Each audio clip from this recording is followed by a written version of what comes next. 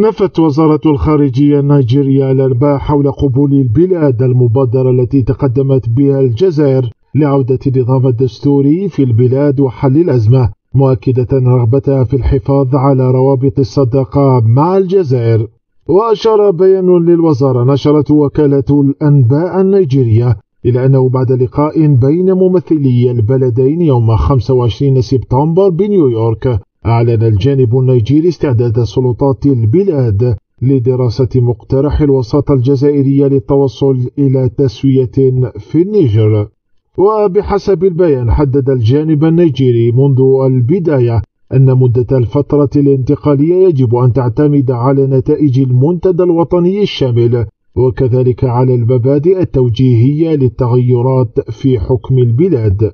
وأضاف حتى قبل إضفاء الطابع الرسمي على نتائج هذا الاجتماع، فوجئت وزارة الخارجية بأنها لاحظت على شبكات التواصل الاجتماعي وبعض وسائل الإعلام بيانا للحكومة الجزائرية يشير إلى أن النيجر قبلت وساطة الجزائر التي عرضت على الجيش 6 خيارات. وشدد البيان على أنه نظرا لما سبق فإن حكومة جمهورية النيجر ترفض هذه المزاعم وتجدد التأكيد على رغبتها في الحفاظ على روابط الصداقة والأخوة مع الجزائر.